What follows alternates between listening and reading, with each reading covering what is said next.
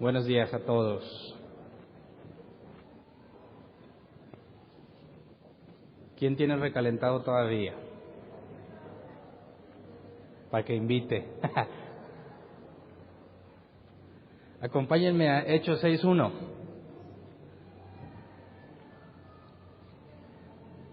Hechos 6:1.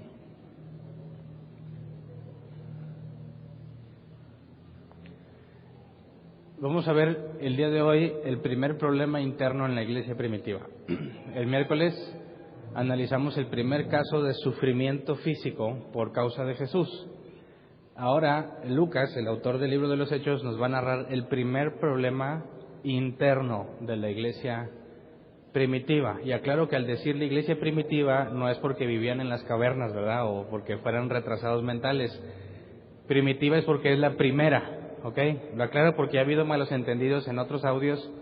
Cuando hablo de la iglesia primitiva, dicen, ¿cómo que primitiva? O sea, eran de los hombres, y así, ¿verdad? De las cavernas. No. De hecho, nunca les he platicado de ese tema, ¿verdad? ¿Qué dice la Biblia sobre los hombres de las cavernas? Porque en la Biblia se mencionan hombres de las cavernas, pero más adelante lo vemos.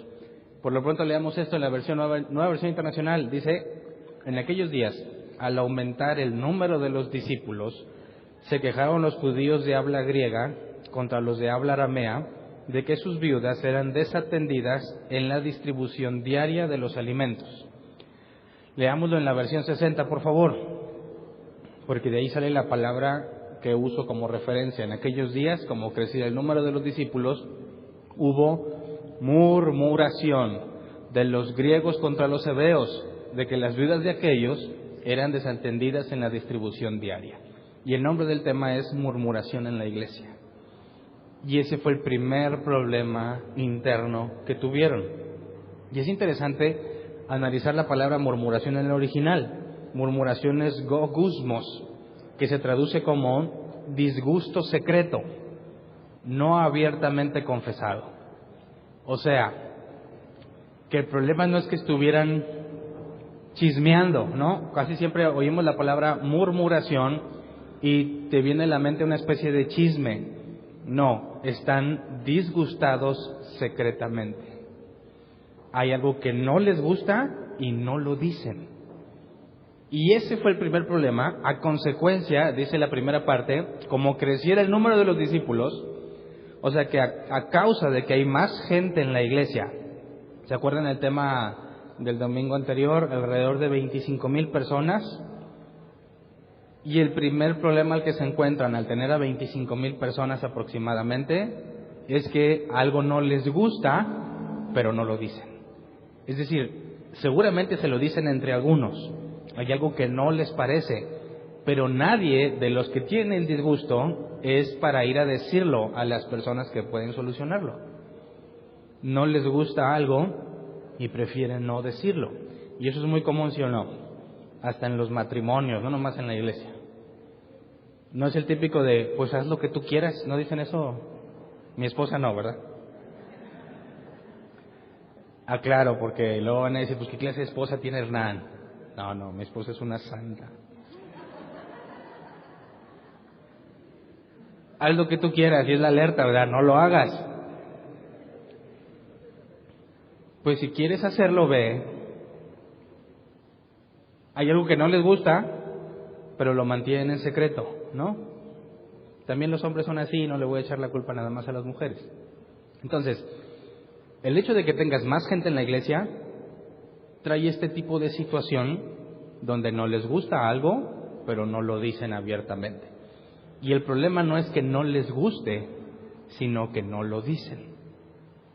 Así como en los matrimonios, cuando no se tienen la confianza de vida para decirse uno al otro las cosas que no le gustan, aunque a veces toleramos, ¿verdad? Aunque a veces dices, mira, no es tan grave, no voy a decirte nada, está bien, pero como quiera manifiestas un descontento. En algunos casos puede ser útil que no te metas en problemas, que te esperes a otra situación para arreglarlo, o un momento más apropiado. Pero si no lo arreglas, todo eso se va acumulando. Y un día las parejas explotan y no saben por qué explotaron, no saben por qué ya no se toleran, no saben por qué ya no sienten lo mismo uno por el otro.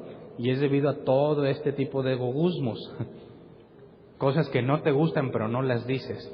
Entonces, son efectos, ¿eh? Entonces, si vemos en la congregación este tipo de asuntos, debido a que el número de personas aumentó, yo quisiera que tratáramos de ponernos nosotros en el papel de la iglesia primitiva. Estábamos viendo más o menos, porque no hemos hecho un conteo exacto, pero somos más del doble que el año pasado. Y mientras más personas tienes, más posibilidades de problemas tenemos.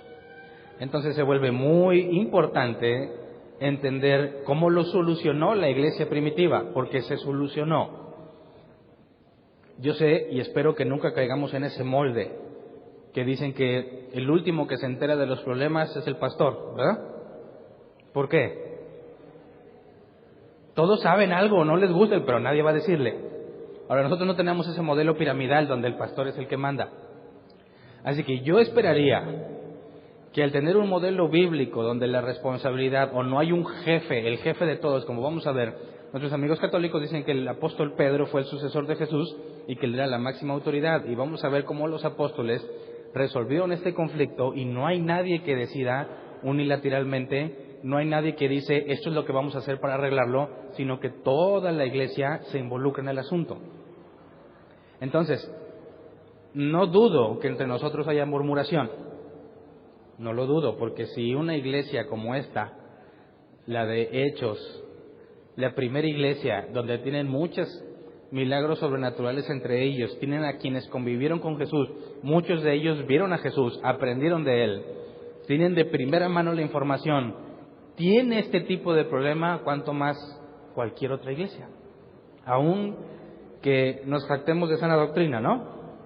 Sigue teniendo ese tipo de problema, así que es necesario que aprendamos cómo lo resolvieron, y es el enfoque. Lucas nos narra de una forma muy breve el problema y de forma muy breve la solución, pero la idea es que profundicemos, así que leamos el contexto. Hechos 6, 2 al 7. Dice, Nueva Versión Internacional, así que los 12, o sea, consecuencia de que había murmuración, dice, así que los 12 reunieron a toda la comunidad de discípulos y les dijeron, no está bien que nosotros los apóstoles descuidemos el ministerio de la palabra de Dios para servir las mesas.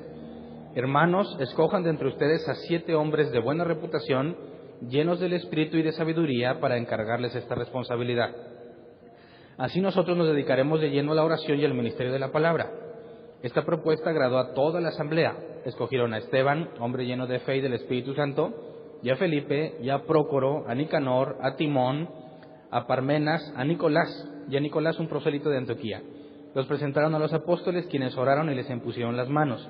Y la palabra de Dios se difundía. El número de los discípulos aumentaba considerablemente en Jerusalén, e incluso muchos de los sacerdotes obedecían a la fe. Muchos de los sacerdotes, no judíos comunes y corrientes, sacerdotes. Este es un caso extremo.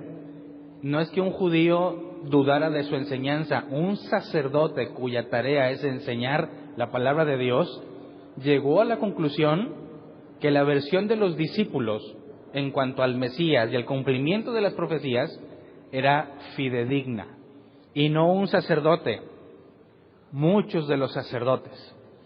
Entonces es interesante cuando nuestros amigos judíos ortodoxos dicen que ningún judío se convierte al cristianismo. ¿Qué onda con todos estos sacerdotes? Entonces, fíjate cómo nos narra de forma muy breve, pero hay mucha profundidad y hay muchas cosas que considerar y hay mucho que debemos aprender de la forma en la que se solucionó. Así que, aunque son poquitos versos, vamos a enfocarnos de lleno para sacarle todo lo que podamos bíblicamente hablando y que podamos ponerlo en práctica si es que alguno de nosotros está en disgusto secreto. ¿Ok? Entonces, me llama la atención una cosa. ¿Quiénes eran los que servían las mesas? Los apóstoles. Y dijeron que ya no querían, ¿verdad? ¿Por qué? ¿Qué dice aquí? No está bien que nosotros los apóstoles descuidemos el ministerio de la palabra de Dios para servir las mesas. Y lamentablemente he escuchado cómo estos pasajes los aplican en decir que cuando entra un apóstol los que tienen, ¿verdad? Aquí no tenemos. Los que tienen apóstoles, a él no le pongas a hacer esas cosas, o sea, ¿cómo que servir la mesa? Ellos deben de estar predicando, ellos deben de estar orando. Pero por eso preguntaba, ¿quién servía las mesas? Los apóstoles. Entonces, ¿por qué lo hacían? Ya hablamos sobre los apóstoles, ¿se acuerdan? Y cómo bíblicamente los apóstoles modernos no tienen base bíblica. Al contrario, muestran una gran ignorancia bíblica. Pero supongamos que tuvieran razón, supongamos que son válidos, les concedemos que aunque no lo encuentro en la Biblia, vamos a imaginarnos que se valen. Bueno, ¿se comportan como estos que vemos en la Biblia? Tampoco se comportan así. Si al menos tuvieran bases bíblicas para hacerlo, esperaríamos que tuvieran el mismo comportamiento. Pero no, lamentablemente, encuentras que estas personas, artistas cristianos, y no estoy hablando de artistas cantantes, sino estos apóstoles que se convierten en una especie de artista, siempre se les trata de dar lo mejor, y nunca los verías haciendo tareas que hacen los principiantes, ¿no? Cuando alguien se acerca a la iglesia y apenas está empezando, dice, a ver, quiero hacer algo en la iglesia, ¿qué puedo hacer? ¿Qué es lo primero que le dan? Ujier, ¿no? ¿No es de los primeros? Y algunos más bárbaros los ponen de maestros de niños. ¿Qué les están enseñando a los niños? A casi nadie le interesa, ¿verdad? Con que estén entretenidos, mira, con que no esté chillando, con que me deje oír la predicación. ¿Y qué clase de gente les está enseñando cosas bíblicas? Es más, ni cosas bíblicas. A veces les cuentan historias de terror. ¿Sí les ha pasado? O se ríen porque saben, ¿verdad? Lamentablemente escuchamos un caso de un maestro contándoles a los niños de su clase cómo se suicidó una vecina. ¿Qué tan relevante puede ser para los niños de la escuelita dominical? ¿Cómo fue que la vecina decidió quitarse la vida? Así que es grave, ¿no? Entonces, llegas a una iglesia, quiero hacer algo, y si sabes tocar, ¿qué hacen luego? A la alabanza. No sabes tocar, ¿qué más haces? Pues ponlo de ujier. ¿Te gusta estar con los niños? Vete a la escuela dominical. Mientras que los más capacitados, los más maduros, ¿de qué se hacen cargo? De predicar, ¿verdad? En la iglesia primitiva lo vemos al revés. ¿Basados en qué? Leamos Mateo 20, 26 al 28. Dice, pero entre ustedes no debe ser así. Jesús está hablando con sus discípulos. Al contrario, el que quiera hacerse grande entre ustedes deberá ser su servidor. Y el que quiera ser el primero deberá ser esclavo de los demás. Así como el Hijo del Hombre no vino para que le sirvan, sino para servir y para dar su vida en rescate por muchos. Entonces vemos que los apóstoles están aplicando la enseñanza de Jesús. Están haciendo las actividades que quizás hoy en día muchos se las darían a los principiantes. Pero acá no. Acá tienes a los más maduros haciendo esas actividades. Y aún así hay gente que se queja. Porque se están quejando de la forma en que se distribuye. ¿Y quiénes lo distribuían? Los apóstoles. ¿De quién se están quejando? O a ver si podemos entender por qué era un disgusto secreto. ¿Quiénes están haciendo la repartición? Los apóstoles, quienes enseñan. ¿Quiénes no lo están haciendo bien? Los apóstoles, y nadie dice nada. ¿Por qué? ¿Qué pensarán? Si tú tuvieras a uno de esos apóstoles, no se compara a nadie hoy en día con ellos, ¿verdad? En el sentido de que Pedro, Juan, todos ellos que estuvieron con Jesús, aunque se acobardaron y no estuvieron en el Calvario, aunque Juan sí, los demás se acobardaron, Dios ha dado mucha evidencia a través de ellos de que Dios está con ellos. Y lo están haciendo mal. ¿Quién se atreve a decirle? Quiere decirle, oye Pedro, pues como que, no sé, te lo digo en el amor de Cristo. Así dicen los cristianos, ¿no? Y no te quiero juzgar, como si juzgar estuviese mal. Jesús nunca dijo que no juzgues, dijo que no seas hipócrita cuando juzgues. Pero necesitas juzgar. Y para poder juzgar necesitas la autoridad moral para hacerlo. Así que se vuelve un asunto delicado, ¿no? ¿Quién le quiere decir a Pedro y a los demás que no están contentos con la forma en la que lo están haciendo? Entonces, puede ser problemático que dado que ellos son los que lo están administrando, alguien se atreva a decirles, pero es un error, ¿sí o no? Porque el hecho de que redistribuyan entre las viudas las cosas que han recibido no tiene nada que ver con su espiritualidad. ¿Me explico? Hay personas que pueden saber mucho de la Biblia y ser pésimos administradores, ¿no? Así que ser un buen administrador puede ser un buen don de Dios, ¿verdad? Pero no es así como que un requisito indispensable para ser creyente. Entonces, podemos encontrar hombres que saben mucho y entienden mucho de las cosas de Dios, pero que en la vida secular a veces tienen problemas para administrarse. Pueden cometer errores. Entonces, el hecho de que cometan errores no le demerita nada el don que Dios les haya dado, porque seguimos siendo humanos y seguimos equivocándonos. Así que no habría ningún problema con decirle a Pedro, estás haciéndolo mal. Y le vamos a ver más adelante cuando Pablo regaña a Pedro públicamente y lo pone en su lugar y lo avergüenza delante de todos, públicamente. Pero lo veremos más adelante. Pero tratemos de imaginarnos, hay dos posibilidades. Los griegos, judíos de habla griega, se quejan de que sus viudas no reciban lo mismo que las viudas de habla aramea. Así lo dice la versión 60. Los de habla griega se quejan que sus viudas no reciben lo mismo que los de habla aramea. Y esto nos dice que hay dos tipos de judíos. Los judíos que viven en Jerusalén y los alrededores, que todos hablaban arameo, la lengua común, y los judíos extranjeros que no hablan arameo, o no lo dominan mínimo, sino que su lengua materna es griego. Así que estos no son de Jerusalén, pero están en la repartición. ¿Se acuerdan que vimos el tema pasado, o lo analizamos, donde gente ponía, como Bernabé, vendía terrenos y ponía el dinero a los pies de los apóstoles para que lo repartieran? Bueno, ¿por qué se le está repartiendo dinero a viudas que no son de allí? ¿Se inscribían de distintos lugares y se las mandaban a sus casas? No. Recordemos que en el Pentecostés había judíos de todas partes y se convirtieron como 3,000. Sería posible que algunos que venían de fuera se convirtieron y se quedaron allí. De hecho, eso es lo que pasó. De otros lados, de otras tierras, de otros lugares, al escuchar el mensaje, decidieron quedarse a vivir ahí.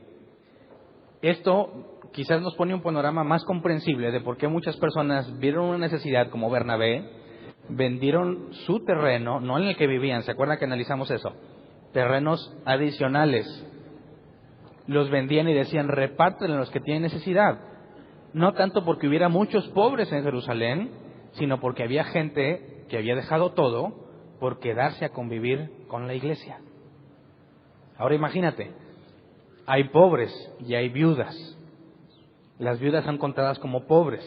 Los huérfanos y los viudas, todo el Viejo Testamento Dios hace un énfasis en que no te olvides del huérfano, no te olvides de la viuda, porque son personas desamparadas.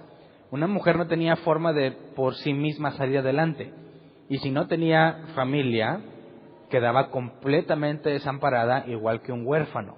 Recordemos que en la cultura judía, las mujeres y los niños no tienen valor en la sociedad, su voz no cuenta. Entonces, si de por sí no tienen valor, ahora imagínate, sin familia, entonces tenemos a viudas, seguramente viudas de Jerusalén y viudas griegas. Así que tratemos de ponernos en los pies de los apóstoles. Imagínate, nos encontramos un problema no similar, una situación similar aquí. Algunas personas de los que estamos aquí fueron a recoger verduras en algún lugar que se las regalan para que las distribuyan en personas que tienen necesidad. Vinieron a la iglesia y quieren ayudar al que tenga necesidad. Y empezamos a ver que hay personas que se acercaban para ayudar a un vecino o a un familiar, pero ellos mismos no tenían necesidad. Entonces, ¿cómo le hacemos para asegurarnos que la verdura que se traiga, frutas y verduras, y que se quiere repartir entre los que tienen necesidad, realmente vaya a parar a alguien que tiene necesidad? ¿Cómo le hacemos para asegurarnos? Al principio pues eran poquitas personas y bueno, ¿tiene necesidad? No, pero conozco a alguien, llévasela. Exacto, qué bien. Pero ¿qué tal si alguno entre nosotros tiene necesidad? Bíblicamente, ¿a quién le deberíamos dar prioridad al momento de ayudar? ¿A uno de nosotros o a alguien que conocemos? Bíblicamente, a uno de nosotros. Entonces, imagínate que nada más son 5 bolsas y 10 personas quieren. ¿A quién se la das? ¿Tendrías que empezar a preguntarles cosas?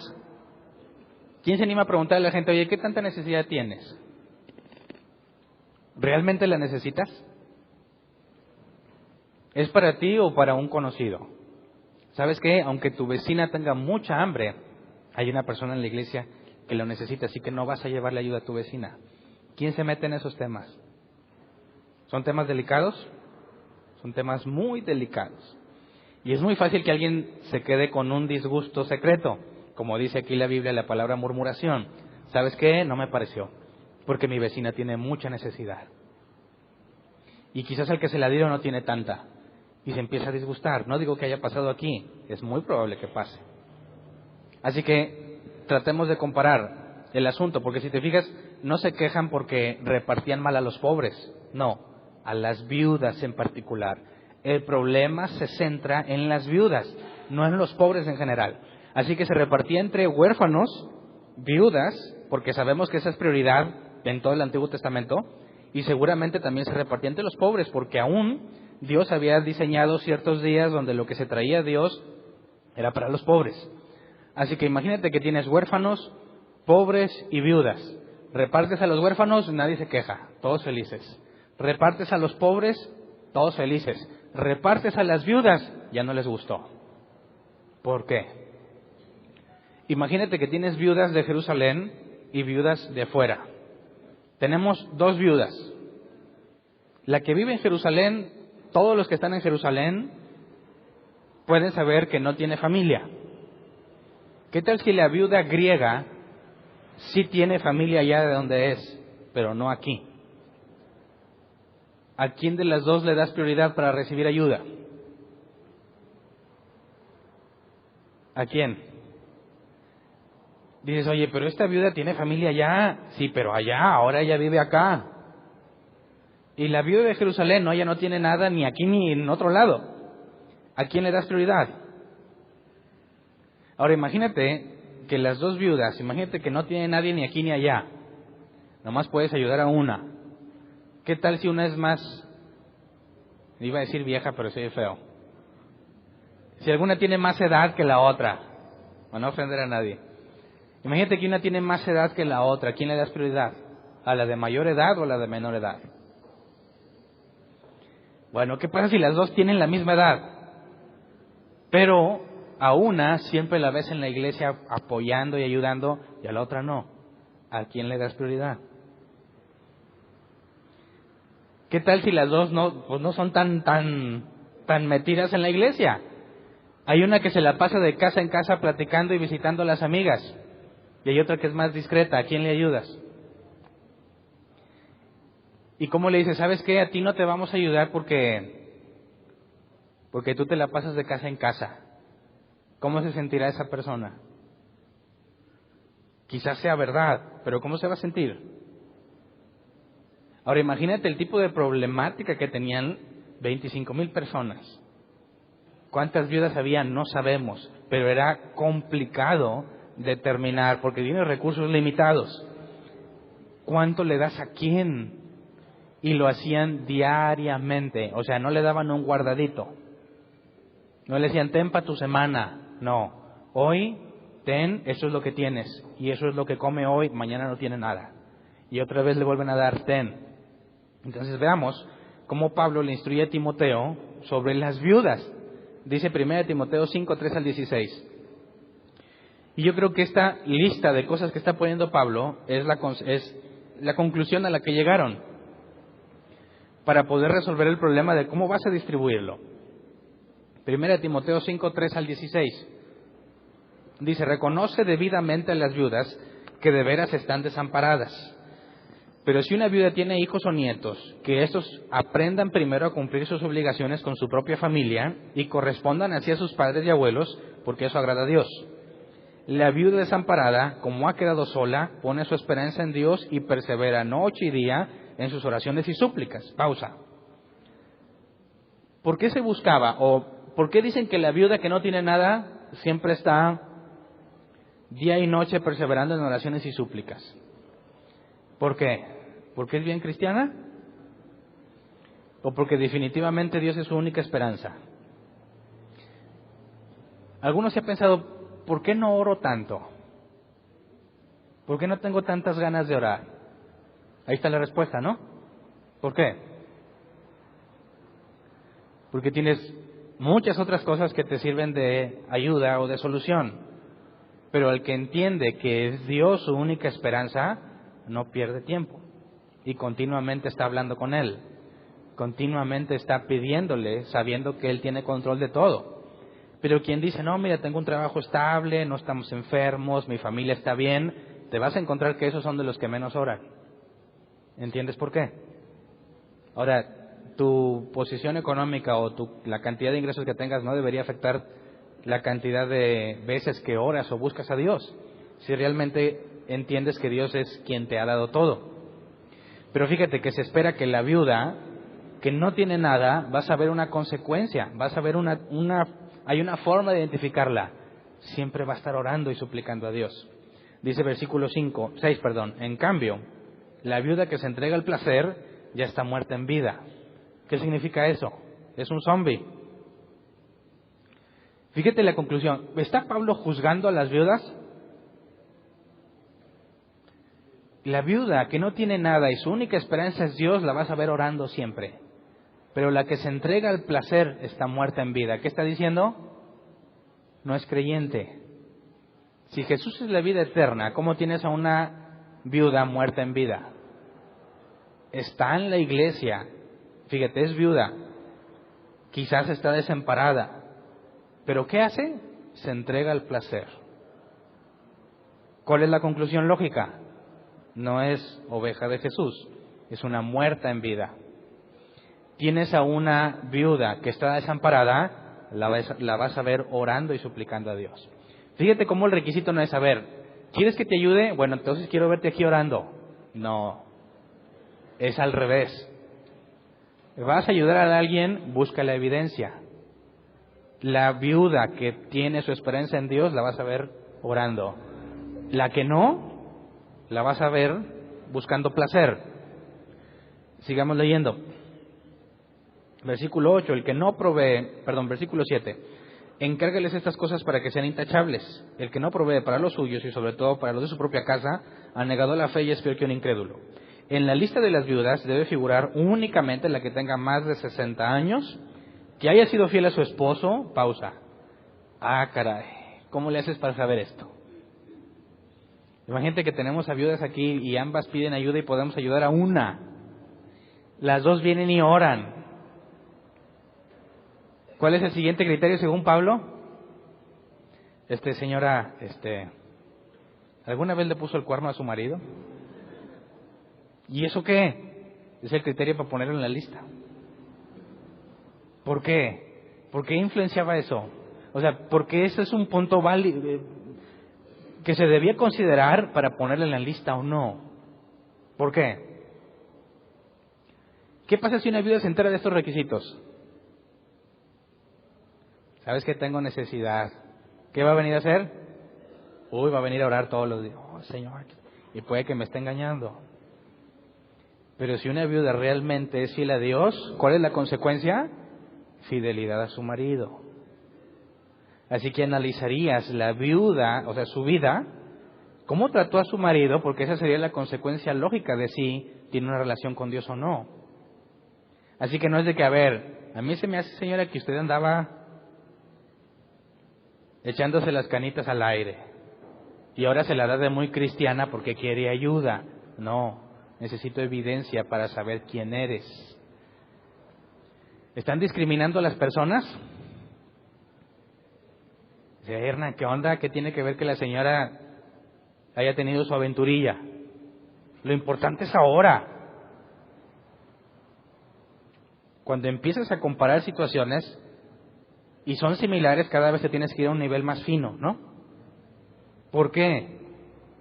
Porque la obligación de los pastores, que son los apóstoles, las personas que pastoreaban la iglesia en nuestros tiempos, los ancianos, la responsabilidad es sobre las ovejas de Cristo, no sobre las cabras locas. Definición de cabra loca. Tenemos ovejas y cabras, según Jesús, ¿verdad? Las ovejas son de Él, las cabras no. ¿Cuáles son las cabras locas? Las cabras que piensan que son ovejas. Vienen a la iglesia y piensan que son ovejas, pero son cabras, por eso están locas. Esas no son responsabilidad de las personas que pastorean la iglesia. ¿Por qué? Porque no son ovejas de Jesús. Jesús dijo que cuiden a su rebaño. Él es el príncipe de los pastores. Entonces, a la hora de ayudar a las personas, fíjate bien cómo se tiene que investigar para determinar quién es oveja y quién no. Y cuando tienes dos asuntos muy similares, profundizas más, buscando la evidencia del nuevo nacimiento en la persona. Ahora, si la viuda se acaba de convertir, estamos en problemas, ¿no? Aquí el asunto es que son judíos todos. Y se supone que todos conocen a Dios. Así que, aunque hayan tenido una renovación en su entendimiento, si son judías, vivirían de acuerdo a la ley. Y no harían muchas cosas que están aquí listadas. Nosotros como creyentes, Jesús dijo, las cosas viejas pasaron. Así que si tenemos dos viudas recién convertidas, muchas cosas de esta lista no las podemos aplicar. Pero la responsabilidad de buscar quién es oveja sigue vigente, ¿no? Sigamos leyendo. Otra vez versículo 9. En la lista de las viudas debe figurar únicamente la que tenga más de 60 años, que haya sido fiel a su esposo y que sea reconocida por sus buenas obras, tales como criar hijos, practicar la hospitalidad, lavar los pies de los creyentes, ayudar a los que sufren y aprovechar toda oportunidad para hacer el bien. Así que le podríamos decir, señora, si usted quiere ayuda, lávele los pies a los que vienen. ¿Qué clase de petición es esa, no? ¿Qué clase de requisito es ese? Bueno, acuérdense que cuando vimos en la última cena que Jesús lava los pies de los apóstoles, vimos el contexto histórico. De hecho, a Abraham le lavó los pies a Dios, manifestado a él y a otros dos hombres. Bueno, no se los devuelve, les dijo, aquí está el agua, para que se los laven. Es una práctica muy antigua de hospitalidad. Así que no están diciéndole, oiga señora, usted tiene que hacer algo útil, lave los pies a la gente. No, es una persona hospitalaria. Lavarle los pies a los creyentes es porque, ¿se acuerdan que no se reunían siempre para estudiar en el pórtico de Salomón, sino también en las casas? Si esta señora tiene una casa, un lugar donde vivir y lo abre para que se vaya a enseñar ahí, es algo que se toma en cuenta. Ayuda a los que sufren y aprovecha toda oportunidad para hacer el bien. Estas son características de una persona que ha nacido de nuevo. Versículo 11, no incluyas en la lista a las viudas más jóvenes, más jóvenes, menores de 60. Porque cuando sus pasiones las alejan de Cristo, les da por casarse. Así resultan culpables de faltar a su primer compromiso. Además, se acostumbran a estar ociosas y andar de casa en casa. Y no solo se vuelven holgazanas, sino también chismosas y entrometidas, hablando de lo que no deben. Ándale. Fíjate la contraparte, ¿verdad? De una oveja y una cabra loca. Esta señora es cabra loca, ¿verdad? Está en la iglesia, pero no es oveja. ¿Qué hacen las cabras locas como ella? En lugar de estar recibiendo, su casa para que se vaya a enseñar, ayudando a los que sufren, buscando toda oportunidad para hacer el bien, imagínate que le das su dinero diario. ¿Qué va a estar haciendo la señora? La cabra loca, visitando a todo el mundo, chismeando, metida en asuntos que no le corresponden. ¿Alguien ha conocido a una señora así? No entre nosotros, ¿eh? Una vecina que nunca está en su casa, siempre está en la casa de alguien. ¿Sí o no? No se hagan. O ustedes, no hagan eso. No hagan eso. Fíjate cómo eso es mal visto para un hijo de Dios. A alguien que ha nacido de nuevo no anda haciendo estas cosas. Está de ociosa, de casa en casa. ¿Cómo? ¿Por qué no aprovecha el tiempo para hacer lo bueno? Dice el versículo 14, por eso exhorto a las viudas jóvenes a que se casen y tengan hijos y a que lleven bien su hogar y no den lugar a las críticas del enemigo. Y es que algunas ya se han descarriado por seguir a Satanás. Si alguna creyente tiene viudas en su familia, debe ayudarlas para que no sean una carga a la iglesia. Así la iglesia podrá atender a las viudas desamparadas. Así que fíjate que esta lista, normalmente, cuando tú vas a un lugar y ves una regla extraña, por ejemplo, esas que vas a un lugar donde hay albercas y dice, prohibido defecar en la alberca. ¿Cómo llegaron a esa conclusión? ¿Cómo dijeron? Creo que debemos poner esa regla. Porque a alguien se le ocurrió ir a hacerlo a la alberca, ¿verdad? A la iglesia, ¿ves? A la alberca. Entonces, normalmente las reglas las pones porque ya tuviste una situación, ¿no? Toda esta listota que nos dio Pablo, ¿de dónde sale? De todos los problemas que han tenido, no atendiendo a los pobres, ni a los huérfanos, a las viudas. Mujeres. ¿Dónde está el problema entonces? No es cierto. Entonces, ¿te imaginas el problema de los apóstoles? Porque tenemos dos opciones. Los judíos de habla griega se disgustaron injustamente o se disgustaron justamente. Es decir, los apóstoles realmente lo estaban haciendo mal o no lo estaban haciendo mal, pero no les gustaba. Imagínate que tienes a una viuda griega joven que como su casa está allá, o sea, no tiene casa aquí, ¿dónde se la pasa? Pues en la casa de alguien más. Y quizás de casa en casa, pero no tiene nada que hacer. Y como cada día le dan de su manutención, ¿a quién le darías prioridad? Entonces yo me imagino a los apóstoles dando prioridad correctamente y quejándoselos, oye, ¿qué onda? Esta señora también es viuda y no le estás ayudando. Imagínate tener que explicarle, sí, pero esa señora se la pasa de casa en casa. Ahora estas reglas no estaban. Así que cada asunto tuvieron que tratarlo y hay un descontento y descontento y descontento. Ok, tienes el problema. ¿Cómo reaccionan los apóstoles? Hechos 6:2 dice, así que los 12 reunieron a toda la comunidad de discípulos y les dijeron, no está bien que nosotros los apóstoles descuidemos el ministerio de la palabra de Dios para servir las mesas. Aquí hay algo muy interesante. Como yo he estado en otras iglesias donde yo no tengo nada que ver con el pastorado, pero casi siempre he estado metido en el asunto del liderazgo, para bien o para mal. ¿Cómo le hacen las iglesias normalmente cuando hay problemas entre sus miembros? ¿Los ocultan, sí o no? ¿No es cierto que muchas iglesias tienen secretos a voces? Siempre me pasaba, llegas a un lugar y si sabías que ese de la alabanza tiene otra. No es cierto, sí, yo lo vi, es más, aquí está el video. Qué feo, y luego ¿por qué está ahí? No sé, es que es cuñado del pastor. Y luego míralo cómo está. Hipócrita. Y sabes qué, la otra también es de aquí. Es una de las panderistas. Todos saben, ¿sí o no? ¿Y quién hace algo al respecto? Nadie. ¿Y qué dicen? No juzgues. ¿Cómo que no juzgues? ¿No me acabas de decir toda la historia? ¿No me dijiste ya que es un adúltero? ¿Que la panderista es una coscolina? ¿No es eso juzgar? Pero no, tú ora por ellos. Se oye muy cristiano, ¿no? Y cuando resulta que es cierto y se enteran los pastores, a pesar de que todos saben, ¿qué hacen los pastores? Nada, de repente ya no lo ves ahí. ¿Y a dónde se fue el adúltero? ¿Quién sabe? Se me hace que lo regañaron. Qué bueno, porque se le quite. Pasa un rato y lo vuelves a ver arriba. Ah, ya dejó a la otra. Ah, se siguen viendo. ¿En qué momento se despegó este asunto de la Biblia?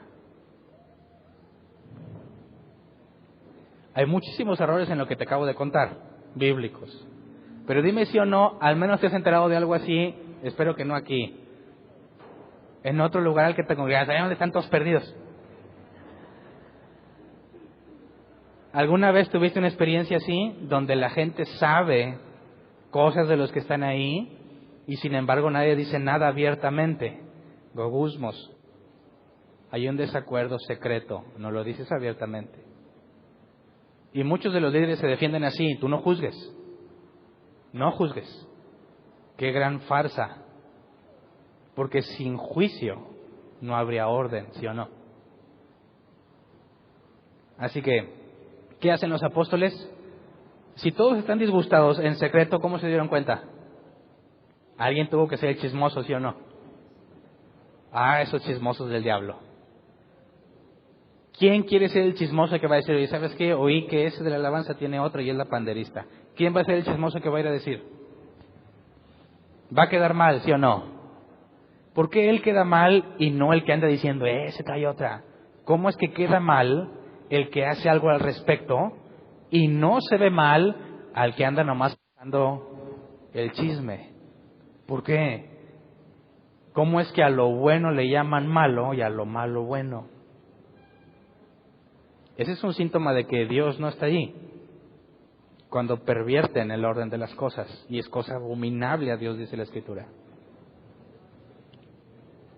Entonces, un chismoso, esos que quieren hacer algo al respecto, que no quieren ser parte de ahí de todo lo que se dice, va y le tuvo que decir a los apóstoles, esto está pasando. Los judíos de habla griega se quejan de que no están repartiendo bien las cosas. ¿Y qué hicieron ellos? Tráiganlo. Vamos a reprenderlo, que anda juzgando. ¿Cómo se atreve a juzgarme a mí? Diría Pedro. Yo, que vivía a Jesús, lo tuve conmigo. Yo que oro siempre, ¿cómo te atreves a decirme que lo estoy haciendo mal? Tráigamelo aquí. Que pida perdón y se disculpe el rebelde. Así he visto yo que se solucionan los problemas en otras partes.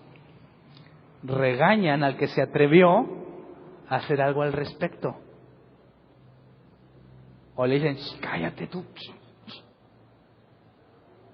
Tú di que no es cierto, que eran amigos y que el otro lo grabó con mala hazaña y el video lo manipuló y es puro Photoshop. He visto cosas muy graves en las iglesias que los líderes deciden ocultar. Abusos sexuales, adulterios, y como sucede entre los de la cúpula, los de allá arriba, los que están más cerquita de Dios, la solución es, no pasó nada, a pesar de que toda la iglesia tiene una versión distorsionada de lo que realmente pasó, ¿verdad? Porque siempre le exageran. Entonces, ¿qué hicieron los apóstoles? Vengan todos, todos. ¿Sabías o no sabías? No me importa, vengan todos. Esto es lo que está pasando. ¿Qué es lo primero que hicieron? Dan la versión correcta de lo sucedido para que todos se enteren y se acabe ese bla bla, ¿verdad? Esto es lo que está pasando. ¿No sabías? Te entero. ¿Ya sabías y te contaban otra cosa? No es cierto. Esto es lo que está pasando a toda la iglesia. ¿Para qué? Les proponen algo, ¿no? Primero dicen, no está bien que nosotros, los apóstoles, descuidemos el ministerio de la palabra de Dios. Descuidemos. Es decir, ¿cuánto tiempo les consumía estar arreglando todas estas situaciones? La encomienda que recibieron de Jesús no es, vayan y repartan la comida con las viudas. Vayan y hagan discípulos. Y si vemos, como nos dicen los primeros capítulos de Hechos, que la gente se reunía y perseveraba en la enseñanza de los apóstoles, tenemos que, a pesar de que enseñaban, se veían mermados por estar atendiendo otros asuntos. Y ponen en la balanza, bueno, ¿quién más podría tener la enseñanza de primera mano como ellos? Nadie más. Así que lo más recomendable es que ellos que tienen la enseñanza se enfoquen en seguirla enseñando mientras otras personas se enfoquen en resolver estos problemas, ¿verdad? Y luego dice, versículo que sigue, por favor.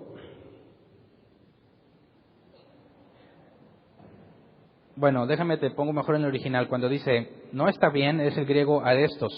No es aceptable o no es satisfactorio. Y la palabra descuidemos es kataleipo, abandonar o dejar atrás.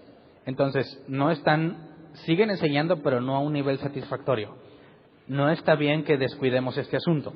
Y luego proponen, ¿verdad? Versículo 3 y 4. Hermanos, escojan de entre ustedes a 7 hombres de buena reputación, llenos del Espíritu y de sabiduría, para encargarles esta responsabilidad. Así nosotros nos dedicaremos de lleno a la oración y al ministerio de la palabra. 3 requisitos, ¿verdad? Número 1, buena reputación. Llenos del Espíritu y de sabiduría. ¿Para qué? Para servir las mesas. ¿Tiene sentido? Alguien va a decir, señora, aquí está su dinero. ¿Y necesita mucha sabiduría para eso? ¿Necesita estar lleno del Espíritu para decirle, señora, ¿a usted le toca esto hoy? No para eso. Para organizarlo todo. Para resolver el conflicto y que ya no haya personas disgustadas. ¿Se requeriría sabiduría? Claro que sí. ¿Lleno del Espíritu Santo? ¿Cómo va a soportar todo lo que va a suceder? Entonces, veamos esto. Ellos no los proponen, ¿verdad? No dijeron los apóstoles, mira, estos son los buenos, porque Dios me dijo. No, escójanlos. ¿Cómo los escogieron? No nos dice exactamente el procedimiento. Lo más probable es que haya sido democráticamente. Que escojan a 7. Pero fíjate que la buena reputación es muy importante. ¿Por qué? Buena reputación es el griego martureo, que significa testimonio, dar evidencia o dar un buen reporte. ¿Evidencia de qué? De que son creyentes, de que son ovejas. Así que cuando se invita a alguien a participar, el primer requisito que ponen es que sea visible la evidencia de que es una oveja y no una cabra loca. Igual que con las viudas, No se está discriminando a las viudas y poniéndole muchos requisitos. Es exactamente el mismo requisito. Las viudas tenían que probar que son ovejas y no cabras locas. Los 7 elegidos tienen que tener evidencia visible de que son ovejas. Dice que estén llenos, pleres, lleno, abundante, completamente ocupado, cubierto con, y espíritu es neuma. Cuando lo ves con mayúscula, el griego antiguo no tiene mayúsculas. Así que cuando lo ves con mayúscula hace referencia al Espíritu de Dios, según los traductores. Cuando lo ves con minúscula puede hacer referencia al espíritu del hombre o animales, espíritus inmundos, muchas cosas. Por eso requieres analizar el contexto para saber de qué neuma nos habla, viento o espíritu. Y en el contexto, ¿de cuál nos está hablando? Pues que estén llenos del Espíritu, no creo que haya un espíritu inmundo, ¿verdad? El contexto nos dice que está hablando del Espíritu Santo, por eso lo vas a ver con mayúscula. Y el tercero, sabiduría, el griego Sofía. De ahí viene el nombre Sofía, ¿verdad? Claridad, habilidad. ¿Cómo sabes que alguien tiene sabiduría? ¿Quién se acuerda cuando analizamos a Salomón? ¿Cómo se dio cuenta toda la gente que era sabio? ¿Se acuerdan? ¿Alguien se acuerda? Cuando resolvió el asunto entre las 2 prostitutas, encontró la solución, de una forma extraña, ¿verdad? Pero encontró la solución. ¿Y cuál fue la conclusión de todos? Es sabio. ¿Cuál es un síntoma de una persona sabia? Sabe resolver problemas. ¿Para qué se necesitaba en estos 7 la sabiduría? Pues porque tienen un problemón. Así que fíjate que no están escogiendo nada más a los que tienen el Espíritu Santo, a los que son aptos para eso. Así que no es cualquiera. Este es un asunto con una problemática particular. Escoge a una oveja de Cristo que tiene el Espíritu Santo y que está capacitado para resolverlo. No es cualquiera. Vamos a 1 Corintios 12, 4 al 11. ¿De dónde viene esa sabiduría que piden? Dice, ahora bien, hay diversos dones, pero un mismo Espíritu, hay diversas maneras de servir, pero un mismo Señor, hay diversas funciones, pero es un mismo Dios el que hace todas las cosas en todos. A cada uno se le da una manifestación especial del Espíritu. Fíjate bien, manifestación del Espíritu para el bien de los demás. Así que si tú eres bien sabio, ¿Para qué sirve esa sabiduría? Te puede servir a ti, pero no está diseñada para que tú te beneficies, sino para que beneficies a los demás. Dice, a unos Dios les da por el Espíritu palabra de sabiduría, a otros por el mismo Espíritu palabra de conocimiento, a otros fe por medio del mismo Espíritu, y a otros por ese mismo Espíritu dones para sanar enfermos, a otros poderes milagrosos, a otros profecía, a otros el discernir espíritus, a otros el hablar en diversas lenguas y a otros el interpretar lenguas. Todo esto lo hace un mismo y único Espíritu, quien reparte a cada uno según Él lo determina. Entonces se vuelve muy interesante que cuando dicen que esté lleno del Espíritu Santo y de sabiduría, está haciendo referencia a que además de que tiene el Espíritu Santo, tiene esa manifestación. Y esa manifestación de sabiduría, aquí acaba de decir que lo reparte como quiere. Dios lo da a quien Él quiere. Así que, ¿quiénes son los que están capacitados para resolver este asunto? No los que la gente cree, sino que tienen que detectar a quién Dios ya le dio esa habilidad. Eso es muy interesante, ¿no? ¿Qué pasa si no sabes cuáles dones tienes?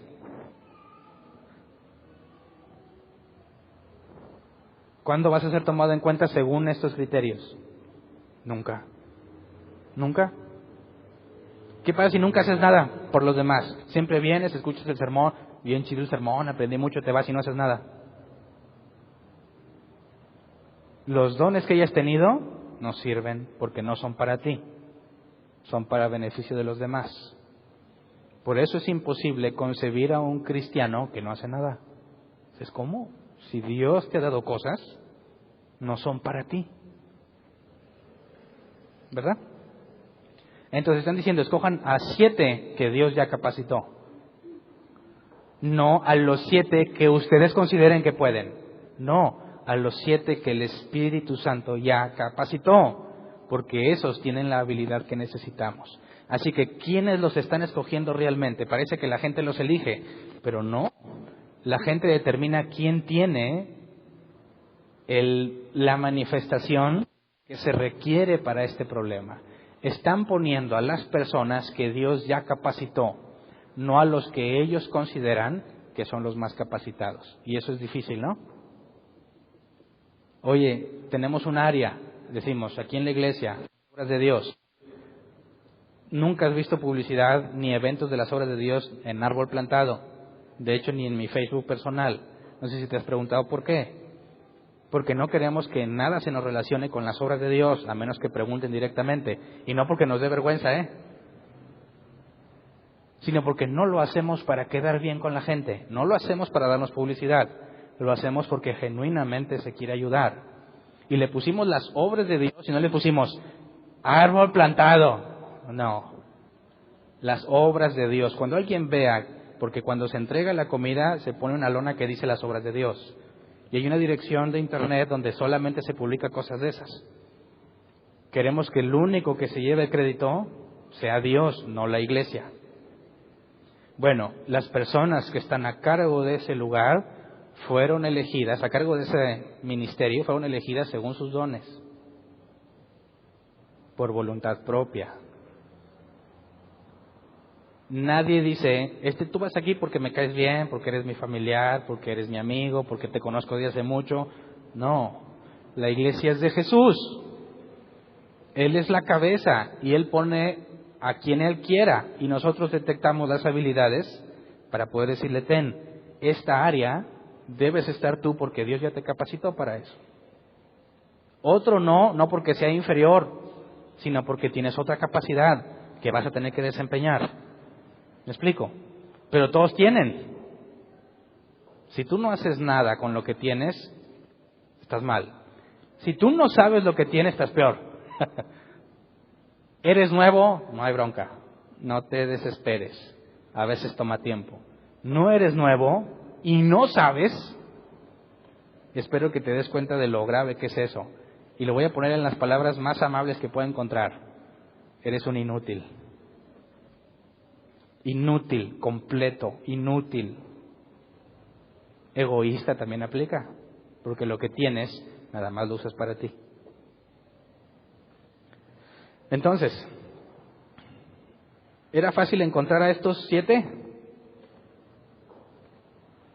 Los apóstoles dijeron, pues ya, hombre, dejen de estar quejándose ustedes, consíganse 7. No, los requisitos no cualquiera los llenaba. Así que dudo que en ese mismo rato saliera la gente, ¿no? En ese mismo rato, pues órale, sobres Esteban, tú Felipe, no, yo no, ándale, y lo avientan. No. La gente tenía que decir, sí, estoy de acuerdo. ¿Tiene testimonio de que es oveja? ¿Se ve que tiene el Espíritu Santo? ¿Se acuerdan de Pentecostés? ¿Cómo sabes que alguien tiene el Espíritu Santo? ¿Quién se acuerda? ¿O ya se les olvidó? Con las posadas y Santo Claus ya se les olvidó. La forma de hablar, la forma de entender la palabra de Dios. Entonces, vamos a ver que Esteban es uno de esos y a Esteban lo apedrean por la forma en la que hablaba sobre Dios. Entonces, ves a una persona que tiene evidencia de que es cristiano, de que es oveja. Sabes que tiene el Espíritu Santo, entiende y se expresa correctamente con la Biblia. Y aparte, se ve que Dios le ha dado sabiduría, sabe resolver problemas, es una manifestación del Espíritu Santo, y proponen a 7. Entonces, no es ¿quién vota por este? No. Pero ¿qué pasa si entre nosotros no nos conocemos? ¿Cómo propondrías a alguien? Dice, mira, yo creo que ese señor, el Canocito, a mí sí me hace que es muy buena gente. ¿Cómo? ¿Cómo se conocían 25,000? ¿Cómo le hacían para conocerse? La enseñanza no era lo único. Partían el pan de casa en casa. Convivían. Siempre tenían que llegar a la casa de alguien y mínimo ya conoces al dueño de la casa y al grupo que se reunió ahí, porque no eran grupos muy grandes. Y no siempre en la misma casa, se reunían en las casas, te cambiabas a otra casa y conoces a otra gente. ¿Y cuál es el propósito? No encontrar amigos chidos nada más. Ver qué habilidades tienen. ¿Para qué? Cuando hay una situación, ¿sabes qué? Yo vi que fulano es muy bueno en eso. Se ve que Dios lo ha capacitado, yo lo propongo. ¿Qué diferencia, no? En las otras iglesias donde estabas, ¿cuál era el criterio para ser líder? Piénsalo. ¿Lo sabías? ¿O tú nomás sabías que les iban poniendo y nunca supiste cuál era el criterio? Yo, cuando estuve en otra iglesia, y lo digo para que aquellos que estén, no nada más en esa iglesia, en otras iglesias ya ha sido lo mismo, a ver si Dios te permite ver el problema. Número 1, ¿qué tanto diezma? Los que se rieron es porque ya sabían, ¿verdad? A ver, ¿cómo está en los diezmos? ¿Y cómo sabes qué tanto ha diezmado? Pues porque en el sobrecito pones el nombre. ¿Y cuál es el beneficio? Que eres rastreado. Y sé cuánto has dado, porque una vez que digo, fulano, ¿cuánto dio? Bien. ¿Qué tal si diste menos? Se van a dar cuenta, ¿no? Porque a ver, fulano, búscale, siempre da más, chécale si no se atoró ahí el billete. Te lo digo por experiencia propia, yo he visto cómo lo hacen. Y se hace un ranking entre los que dan, ¿quién da más? Y se enlistan, fulano, sutano y mengano. Acá hay otros fieles, pero no dan tanto. Se abre una vacante. ¿A quién crees que invitan? Al top de la lista. ¿Es bíblico? ¿Se parece a lo que los apóstoles hacían? Nada que ver, pero aseguran que Dios pone a la gente en esos lugares, porque hasta oran por ellos, ¿no? Vamos a orar por este hermano que va a ser, Señor, tú que lo has puesto en este lugar, y lo has puesto en este lugar, no seas hipócrita, tú viste cuánto dinero daba y por eso lo pusiste ahí. ¿Cuántos de ustedes fueron puestos ahí por eso? O este tipo de reinado, ¿no? Pues es que, es un nombre que no haya de aquí, porque luego van a pensar que estoy hablando de ellos. Fulano. Fulano era el encargado de tal. Ya se va a quitar. ¿Quién queda en su lugar? Pues fulano junior. ¿No? ¿No les ha pasado? Oye, el pastor se va a retirar, ¿quién se queda en su lugar? Pastor Junior, como si fuera el rey. Y luego sigue el príncipe. Y cuando él se vaya, ¿quién va a seguir? Pues uno de sus hijos. ¿De dónde lo sacaron en la Escritura? Tampoco. Fíjate qué interesante es analizar cómo hacían las cosas los apóstoles, ¿no? ¿Qué es más fácil? ¿Quién va a ser el nuevo pastor? Pues el hijo del pastor. O decir, escojan hombres llenos del Espíritu Santo, con don de enseñanza, don de esto, don del otro y don del otro. ¿Cuál es más difícil? Sobre todo en una iglesia donde no importan los dones. Es imposible, imposible. Por eso tienen que buscar otros métodos. Pero si nosotros nos basamos en que Dios ponga a cada quien donde lo capacitó, número uno, tenemos que conocernos, ¿verdad? ¿Quién se divirtió en la posada? Nomás por pasar un buen tiempo lo hicimos. Se dieron cuenta que el objetivo era conocer, y vimos muchos comentarios que dijeron que estuvo muy bueno porque se conocieron. ¿Entiendes para qué? O nomás para tener la posada bien chida y subirlo al Face. Y que todos vean cómo aquí sí nos divertimos. No tiene nada que ver eso. Es porque de entre ustedes hay gente capacitada para resolver los problemas que tenemos. Y va a ser imposible resolverlos si la persona que está capacitada para eso no se pone a resolverlos. ¿Me explico? Así que eso es una buena noticia. Convivir y pasar un buen tiempo juntos es algo útil. Y este año que viene nos lo vamos a proponer en mayor medida, porque ahora somos muchos más de lo que éramos. Y si antes no los conocías, ahora menos. Pobres de los que nos visitan por primera vez. Porque ellos se consuelan a sí mismos. Yo vi que una vez llegó una persona por primera vez y llegaron por otro lado otros. Se acaba la reunión y todos empiezan a desbalagar en sus compromisos y platican, y ellos estaban así. Y ellos como que se ven y se juntan entre ellos. ¿Tú eres nuevo? Yo también. ¿Cómo? O sea, ¿y todos los demás? Hay un error, ¿no? Grave. Si se fijan, cuando yo bajo aquí me bloquean. No puedo llegar con los nuevos. Pero no soy el único aquí, ¿o no? Entonces podrás venir, ser bien bendecido con el mensaje poderoso. Pero si nada más te sirve a ti, lo estás haciendo mal. Si no te interesa quién es el que está a un lado, estás mal. Y podrás tener una enseñanza fregona y eres un inútil si no beneficias a nadie más. ¿Cómo podrías beneficiar a alguien en su necesidad si ni siquiera lo conoces? Es imposible. ¿Cómo podríamos nombrar a personas con requisitos bíblicos si entre ustedes no sabrían nombrar a uno que lo tenga? Y si lo hago yo, si lo hacemos los ancianos, no estamos respetando el modelo bíblico, ¿verdad? Entonces, bueno, esperemos que funcione. Queremos hacer muchas cosas en el 2016 para conocernos, convivir, dejando fuera el asunto religioso, ¿verdad? Conocernos tal cual somos. Que te quites la careta de cristiano, si es que la traes. Es en los problemas, en las dificultades, en las actividades donde se ve quién es quién. Y eso es muy útil, ¿verdad? Entonces, nombren a 7 y nombren a 7, ¿verdad? ¿Quiénes son? Leámoslos. Versículos 5 y 6 de Hechos 6. Esta propuesta agradó a toda la asamblea, a todos, aún a los que se estaban murmurando, ¿verdad? A todos les agradó. Escogieron a Esteban, hombre lleno de fe y del Espíritu Santo. A Felipe, Prócoro, Nicanor, Timón, Parmenas y a Nicolás, un prosélito de Antioquía. Los presentaron a los apóstoles, quienes oraron y les impusieron las manos.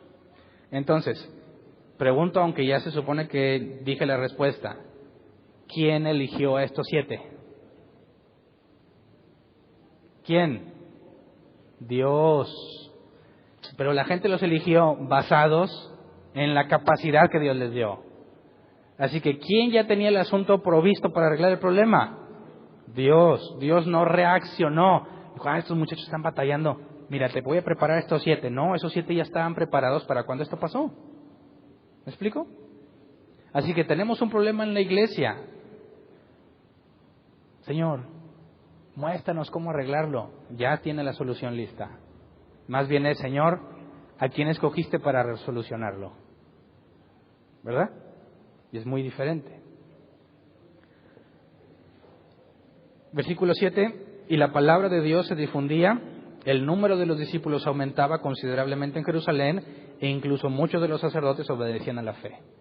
Entonces se solucionó el problema. En lugar de que la iglesia se empezara a desmoronar, se empezó a agregar más gente. ¿Por qué?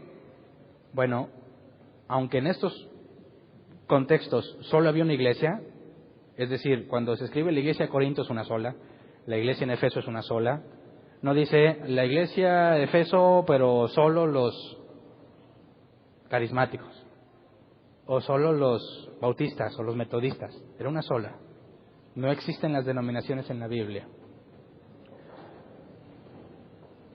Tienes a la iglesia, se transparentan las cosas, se propone una solución, todos aceptan la solución, las propias personas eligen según las capacidades que Dios les dio y asunto resuelto, ¿verdad? ¿Qué pasa si no se resuelve así? ¿Qué pasa si escondemos las cosas, si las ocultamos, si damos una versión distinta para que la gente no se asuste? Nos empezamos a destruir. Ser bíblicos implica que vamos a decir muchas veces cosas que no son agradables, pero que tienes que saberlas y que se te va a pedir que contribuyas a solucionarlas, porque quizás Dios ya te capacitó para que lo soluciones. ¿Entiendes cómo eran señalables los líderes en las iglesias bíblicas? Imagínate que ponen a Esteban y Esteban no tiene los requisitos. ¿Qué va a pasar? Los otros 6 van a empezar a avanzar y Esteban va a estar ahí regándola y regándola. ¿Por qué? Porque no está capacitado. Ahora, ¿de quién es el problema? Poner a alguien que no está capacitado ahí, según lo que sucedió. ¿De quién fue el problema? ¿De los apóstoles? ¿De quién sería? De la gente, la iglesia en general, porque dijeron, este tiene esa evidencia y no la tenía. Así que fíjate cómo se vuelve una responsabilidad de todos determinar quién está al frente. Y si alguien que está al frente no tiene los requisitos, por el bien de toda la congregación, se tiene que tratar ese asunto, ¿verdad? Así que es complicado ser miembro de una iglesia. Consiste en una responsabilidad grande. Consiste en conocer a las personas, en poner a trabajar tus dones. Y cuando alguien diga, a ver, está este problema, y dices, ay, y te empiezan a decir, yo creo que Hernán tiene eso, y tú no te quieres meter en problemas. ¿Qué tienes que hacer? Bueno, si eres miembro de una iglesia, no puedes evitar meterte en los problemas. Así que vas a entrarle. Si sabes que Dios te ha capacitado para eso, ¿por qué no?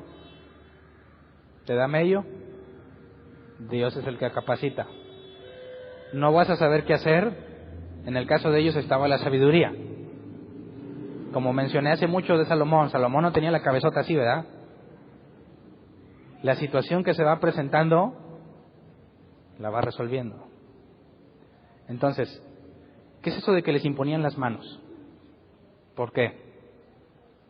Suben los 7, los apóstoles dicen, ok, fíjate que los 7 tienen nombre griego. ¿Quiénes eran los que se quejaban? Los griegos. ¿Quiénes son los que la gente determinó que eran los capacitados? Griegos. Fíjate cómo Dios estaba bien adelantado al problema, ¿verdad? Ahora, si pones a 7 judíos griegos a resolver el asunto, ¿se quejarían los griegos? Cambia el asunto. Y no los eligieron ellos, ya estaban capacitados para eso. Dios ya tenía la solución. ¿Ok? Entonces, tienen a los 7 y les imponen las manos. ¿Qué significa eso? Que es muy común en el cristianismo, ¿verdad? ¿Quién sabe? ¿Les pasan la unción? No, porque estos ya están capacitados. ¿Para qué les ponían las manos? Para darles un don, ya los tienen y era requisito tenerlo. ¿Para qué le pusieron las manos? En el cristianismo actual, ¿para qué le ponen las manos a alguien? Casi para todo, ¿verdad? Pero bíblicamente hablando, acuérdate, son judíos. Ellos tienen el Viejo Testamento. ¿Qué hizo Isaac con sus 2 hijos antes de morir? Tenía que bendecirlos. ¿Cómo? Imponiendo las manos. Jacob hizo lo mismo. Cuando un padre bendecía, imponía las manos sobre ellos. En el Nuevo Testamento se nos explica, dice que, hablando sobre Abraham y todo, que es el mayor quien bendice al menor. Entonces, los apóstoles no están diciéndole, Señor, dales un don, capacítalos, porque ese era el requisito para estar ahí. Los están bendiciendo, pidiéndole a Dios que les bendiga en esa tarea. Nada más. ¿Me explico? No hay algo sobrenatural ahí, les pasó el poder, la unción, nada de eso. Eso ya es otra cosa que no está pasando aquí, ¿verdad? Les impone las manos, los apóstoles dicen, que Dios te bendiga. Que Dios te ayude en lo que vas a hacer, a ojos de todos. Aquí estamos, los bendecimos, reconocemos que ellos van a tener la autoridad, échenle ganas. Y se solucionó el problema. Se acabó el asunto. Veamos por último 6:8. Esteban. Después hablaremos de lo que le pasó a Esteban. Dice, Esteban, hombre lleno de la gracia y del poder de Dios, hacía grandes prodigios y señales milagrosas entre el pueblo. ¿Y cuál era su responsabilidad en la iglesia? Atender a los necesitados. ¿Te parece congruente? Hace milagros y un montón de cosas. ¿Y cuál es su tarea en la iglesia? Repartir la comida entre las viudas, los huérfanos y los pobres. ¿No se supone que debería hacer cosas más importantes? Claro que no. Porque Dios lo capacitó para esa tarea en la iglesia. Pero evangelizaba y hacía muchas cosas. Vemos como los dones que el Espíritu te da no tienen nada que ver con una jerarquía dentro de la iglesia. ¿Quién manda o quién no? Porque si es Dios quien acomoda a las personas, no existe tal jerarquía.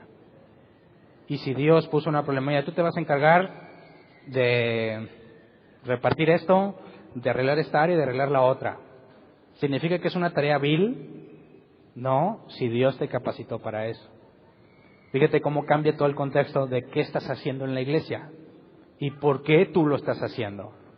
Porque todo se enfoca en determinar a quién Dios ya preparó para eso. ¿Me explico? ¿Dónde deberías estar tú? Tenemos muchos problemas aquí en la iglesia. Gracias a Dios son problemas triviales, o sea, gracias a Dios no tenemos cosas que no se puedan corregir en el sentido de problemas internos, gente agarrada de las greñas. No, nada de eso, gracias a Dios. Pero tenemos problemas propios de la cantidad de personas que tenemos aquí. Ya no hay sillas. Si te fijas, aunque todavía no salimos de esta rachita de diciembre que la gente empieza a agarrar compromisos, ya no cabemos. No hay sillas suficientes. Necesitamos más sillas. No tenemos dinero. Todos tenemos, pero en la iglesia no tenemos, ¿verdad? ¿Cómo vamos a hacer? ¿Cómo le vamos a hacer para encontrarlo ese dinero? Ya que no les pedimos diezmos ni primicias, porque los que piden primicias se van a papear en enero, ¿verdad? Digo, para los que les quedó aguinaldo. Nosotros no pedimos nada de eso, es voluntario. Así que quien se haga cargo de eso tiene un problema, ¿no? Y tiene que tener habilidad ¿para qué? Para muchas cosas. Ahora, no nada más eso. Hay cosas que se tienen que corregir aquí. No tenemos personas que tengan mucho problema en subir la rampa. Pero imagínate que una persona con problemas para caminar se tropiece o se esté tropezando y se quiere agarrar de algún lado, ¿de dónde se va a agarrar ahí? Del suelo. ¿Alguien había visto ese problema? ¿Los baños? ¿Cuál es el problema con los baños? Hay 2 baños en las mujeres, pero no les gusta sentarse a platicar cuando van al baño, porque no hay división. Así que como no les gusta, pues tenemos que poner una división. ¿Alguien vio ese problema? Si tú ni en cuenta y nomás vienes y te sientas y aprendes y te vas, no estás funcionando como debieras funcionar. Y ahí vienen los propósitos de Año Nuevo. Necesitamos que las personas que tienen habilidades se pongan a trabajar en ellas. Es indispensable como iglesia. Hace 1 año o 2 estábamos diciendo, va a venir más personas porque después de estar en esta bodega y hacer más cosas, sabíamos que Dios iba a traer más personas y eso conlleva mayor responsabilidad. Hicimos ajustes para poder hacer frente a la responsabilidad. Los ajustes que hicimos ya no son suficientes ante esta nueva responsabilidad. Porque el hecho de que venga la gente es, bueno, que vengan ovejas, alguna otra cabra loca que puede venir. Espero que no dure mucho, se va a agüitar cuando vean que aquí no le prometemos dinero, salud y todas esas cosas. No tendría ninguna razón para quedarse. Pero cuando vienen las ovejas, ¿sabes cuál es la responsabilidad con las ovejas que vienen? Capacitarlas. ¿Cuántos maestros hay aquí? Yo no voy a capacitar a todos. Necesitamos maestros capacitados por Dios. Necesitamos gente con el Espíritu Santo que haya detectado las manifestaciones del Espíritu Santo que tiene para que nos ayude a resolver los problemas que tenemos como iglesia. Problemas, ¿verdad? ¿Cuáles son los que Dios ya preparó para ti? Tienes que enfocarte en entenderlos, en estudiarlos, ponerlos en práctica y determinar en qué eres bueno. Entonces, vamos a ponernos de pie.